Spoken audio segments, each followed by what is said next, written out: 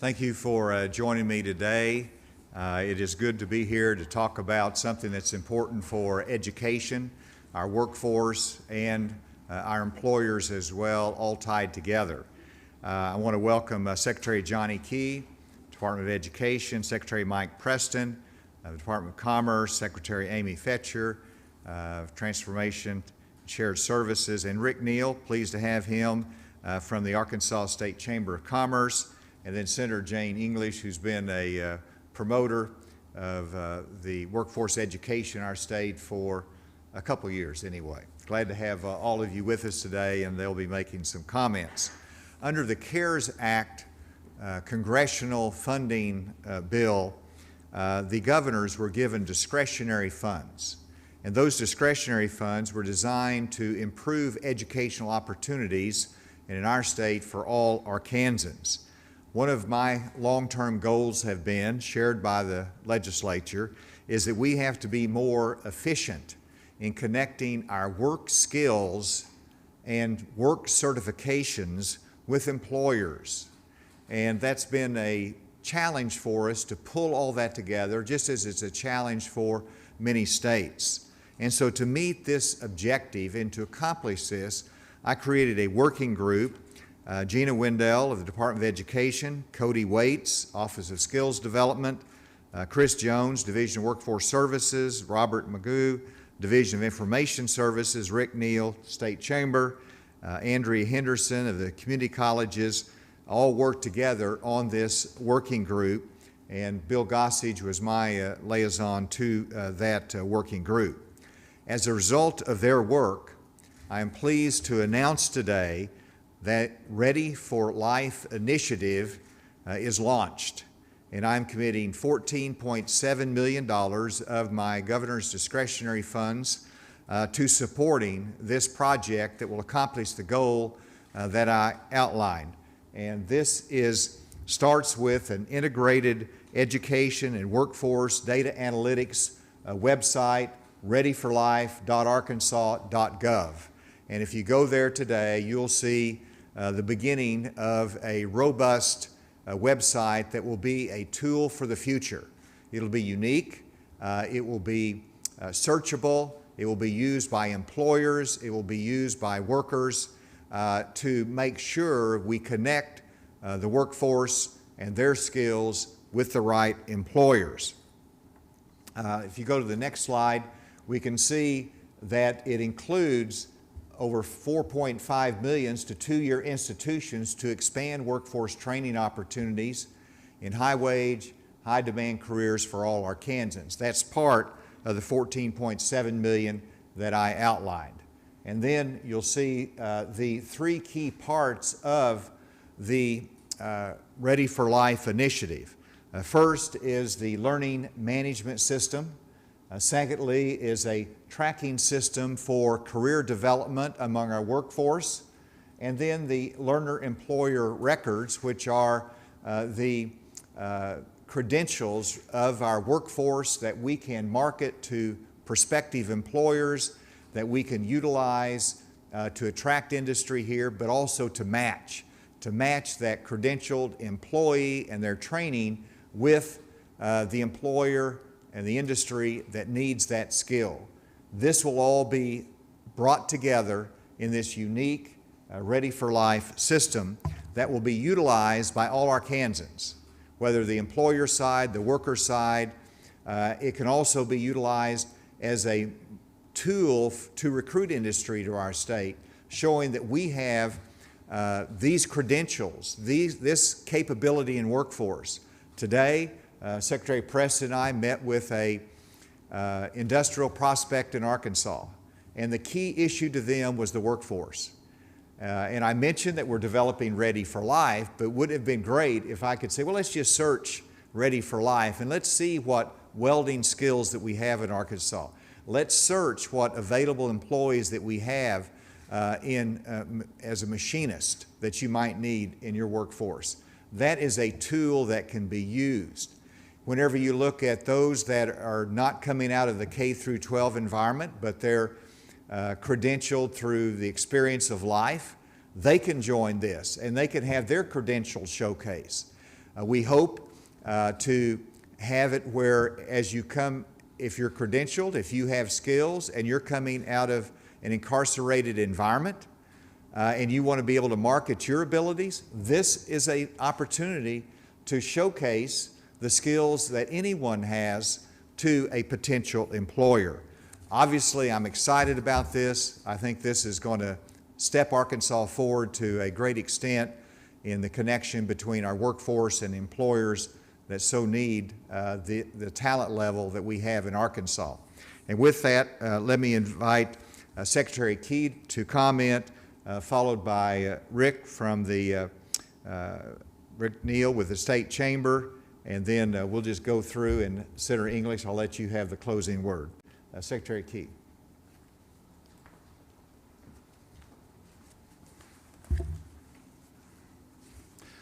Thank you, Governor. Ready for Life consists of three main platforms that are integrated into one unified project that will be for the benefit of many Arkansans: a learning management system, a statewide longitudinal data system, which has been a goal of many of us for a number of years, and learner-employer records, as the Governor mentioned.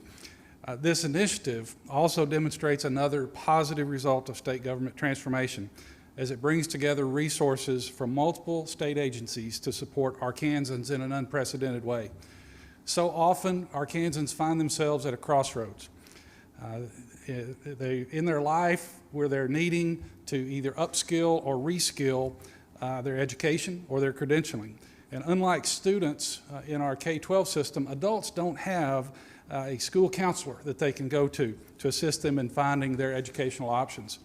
Through the Ready for Life initiative, Arkansans at these crossroads now have a support system that connects them to resources and opportunities, including short-term credentialing programs aligned with the local workforce data.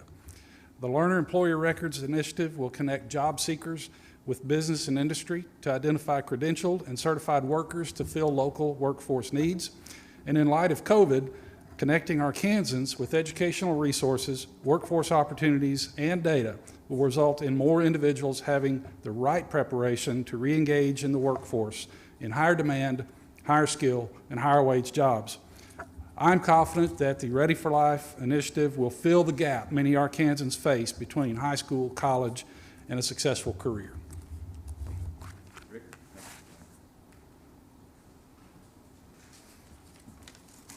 Thank you again, Governor, for allowing me to be a participant in this great committee. And I think everybody needs to understand the enormity of what is about to happen to our state, because it is an unbelievable opportunity for our state. I think a couple days ago that I learned that our budget right now and our workforce across our state is over $5 billion. And this is the opportunity to connect those dots together. It has the opportunity to bring all of our state agencies together and really target the educational institution training facilities, our secondary facilities, our post-secondary, and all those that work together that are going to beat the outcomes, the economic and workforce outcomes of our state. Over the last, this incredible year that we've had over the past year has been extraordinary economic change happening simultaneously. Rapid automation and exciting advances in technology impact our industry from logistics, manufacturing, health sciences, information technology, and all the aspects of how we create, communicate, and collaborate at work. Economic upheaval due to the COVID pandemic has caused lost lives and also livelihoods of hundreds of thousands of Arkansas workers and entrepreneurs. Education transformation, as our K-12, college, and adult educators heroically respond to the need to teach, practice, and assess learners in new ways, and with new curriculum, new technology, new methodologies, and changing teaching at a phenomenal speed.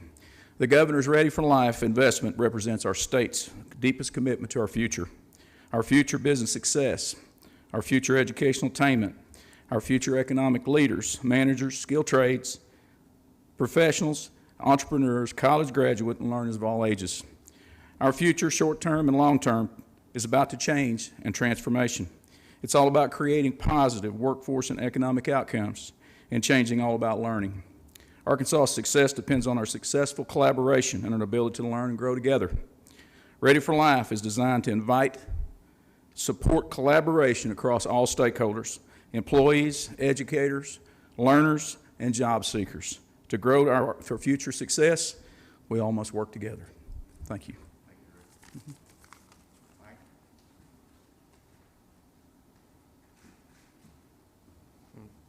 Thank you, Governor. Really appreciate your leadership on this, and to Secretary Key and Secretary Fetcher, appreciate your partnership, and it's nice to serve in the cabinet with each of you and to pull together in this transformative effort to push this forward. When you look at workforce development, and any time, as the Governor mentioned, that we sit down with a company now, one of the first things out of their mouth is always, tell us about your workforce. Doesn't matter the industry, the sector, wherever they might be, it's tell us about your workforce. How are we going to find the workers in your state to fill the jobs that we need? And for the last several years, we've been talking about this estate and working very hard, thanks to the leadership of the legislature, and Senator English and has been so instrumental in this, and all of our local economic development partners around the state and the state chamber and their leadership. And we're all working in the same direction to get workforce and get that workforce narrative correct. As I've said this many times before, the state that can become the leader in workforce development is going to be the leader in economic development for the next 10, 15 years to come. We are building that platform for us to be that leader in economic development via workforce development. We don't have to go into a prospect meeting in the future and talk about everything else and then say, trust us on workforce. We can actually go in there now and sell on workforce development because we have that pipeline. We now have that data that's going to be available to us. This brings all those pieces together to give us that information that we need, that we can go into a county or region and be very specific with a company and say, these are the jobs that you need, these are the skill sets that we have, we're going to be able to fill it. I'm excited as an economic developer that we're going to have this tool and this resource. I know my fellow colleagues around the state are going to be very excited to have it. And then from this perspective of Department of Workforce Services, where we've seen such a spike in the pandemic because of unemployment insurance and people who are out of a job, we now have an opportunity for them to better upskill and get on a career path where we can help fill some of these jobs, because we still have jobs available out there. We just have to be able to pull these pieces together and finish that puzzle, and this is that tool and that opportunity to do so. Thank you, Governor.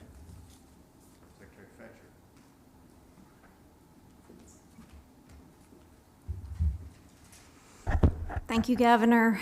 The Department of Transformation and Shared Services, through our Division of Information Services, is excited to have been part of this project with the other departments. I'd like to thank Robert Magoo and his team for the development of this system. This is a huge transformation win for the state. Before transformation, I don't think we would have had 3 departments working across each other with this to share data like we are now. And with this data, we're able to help the students and the citizens as well as do analytics through the data. Our Chief Data Officer, Dr. Josh McGee, is eager with his team to start working on the analytics through the department's information to see the trends, not only for the state, but also at that local level that we can drill down to and help assist the students and the citizens in the workforce. So, Governor, thank you for your leadership and for the opportunity to be part of this project. Thanks, Amy. Well said, well said. Senator English, get the clean up. Clean up. Thank you very much. This is, in fact, a wonderful day. It's something that, as Mike Preston said and the Governor, in my mind, workforce development, education is the most important thing we can be doing for the growth of our state.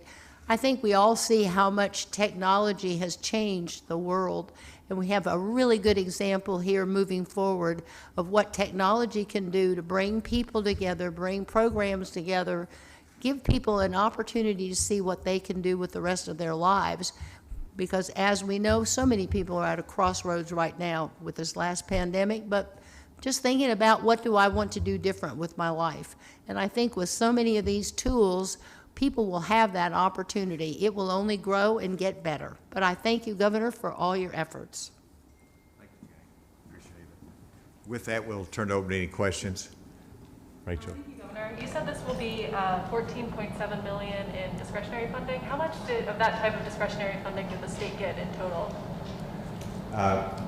We received more in terms of the GEARS Act funding, which is the governor's discretionary tool. I believe that was more like 25 million. 20 million. 30. 30 million. Thank you, Gina. You might have to come up here. And so this is one portion of that. So, and the others have been allocated for different purposes, but this is one of the key initiatives of that. And what other services that it's been allocated for? All right, Gina, can you help us out here on how some of the other allocations of money? Is that what you're asking, Rachel? Yeah.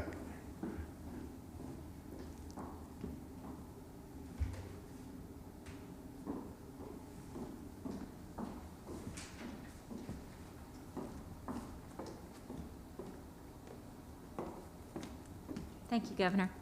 Hi, Gina Wendell, Chief of Staff for the Arkansas Department of Education.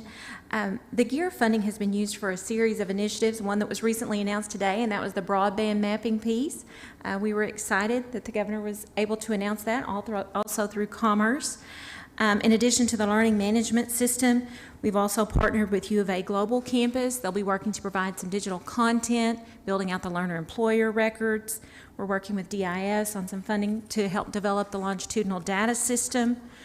We've been working with short-term certificate expansion with the Association of Two-Year Colleges, with the U of A system, and also other two-year colleges within the state to expand their short-term credentialing programs for all Arkansans. We're going to be fulfilling some of the recommendations of the Computer Science Task Force as well, so there will be some money directed there. And I believe that sums up the budget. We can follow up. Yeah, thank you. Thank you, Gina. Is there, I think we have someone listening remotely. If there is, we're happy to take any questions. Governor, it's Brett Raines with 4029 News. It appears that part of the system is live now. What do you need from local educators? What do we need? Do we need people to contribute to this? Is it already there? What do we need? Well, we'll need people to participate, but also to understand it. In fact, in this initiative, we have $200,000 allocated for marketing or getting the word out to our students, to our employers, that this tool exists. So gradually, as we build it, we will be marketing that, and as people become aware of it, whether students, employers can access. So the information flow through our schools is critically important. And so the students know what is available and how they can match themselves and their talents with an employer. Governor Hutchinson, this is Des Nugent with KHTV. Quick question. How essential was the pandemic to creating this opportunity for Arkansans?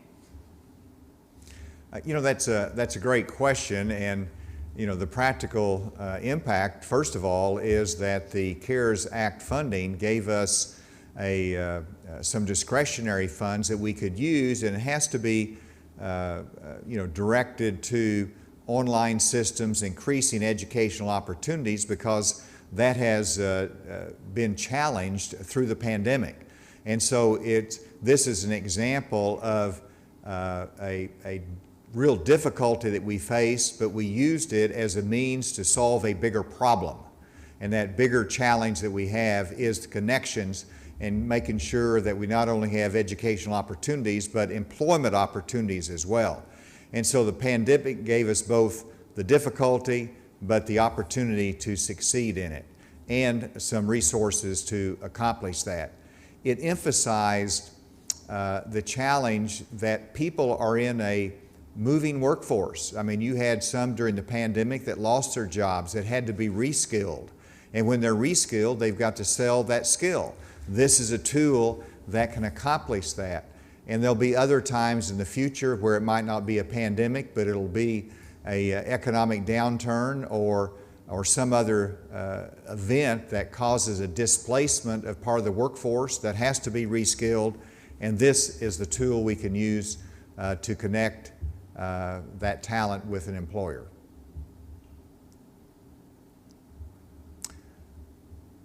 All right, with that, Rachel, do you have anything else? Yeah, was this inspired by any initiatives in other states, or? Who wants to address that? I think my answer is that in our conversation earlier, this is pretty unique. So Rick, I think you've got the answer to I think the beauty of the public-private partnership of this whole piece is the dynamic that we really want to focus in on. And there's tons of states right now across the country that are trying to get to this point. Several states utilize their funds in different ways to target workforce development and driving the economic engine of it.